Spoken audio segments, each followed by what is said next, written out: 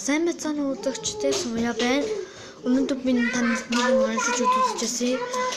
Урилга гэж байна.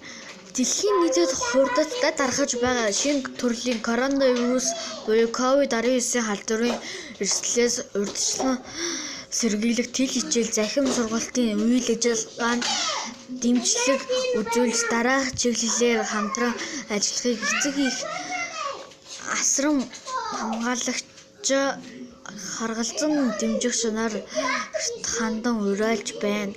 Хүүхдээ коронавирус COVID-19 халдвараас эрсдлээс урьдчилан сэргийлж олон нийтийн газраар дагуулж явахгүй байх. Зайлшгүй тохиолдолд амдын хаалт зүүлгэх. Бага насны хүүхдээ харгалзах хөнгөө орхихгүй байх. Хүүхдийнхээ чөлөөт цагийг зөв боловсон өнгөрүүлэхэд анхаарах.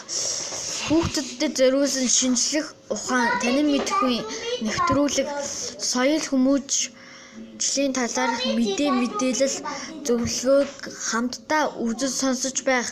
Хичээл сургалтын үйл ажиллагааг түр хаасан энэ цаг хугацаанд захим сүлжээнд ашиглан өөрийгөө хөгжүүлэх боломж гэдгийг хүүхдэд ойлгуулах тэл хичээл захим сургалтаар бие даан суралцах нөхцөл боломжоор хангах. Төгсөх ангийн сурагчдыг эсэлтийн ерөнхий шалгалтад бэлтгэхэд дэмжлэг үзүүлэх, мэргэжлийг сонгоход нь зөвлөн туслах нийслэлийн боловсролын газар гэж байна. Ингээд дараагийн болохоор энэ байгаа. Та нар энийг зогсоож байгаад уншчих. За ингээд уншаарай. За уншиж дууссан. За энэ үрээ бичлэгээ дуусгацгаа. Peace out.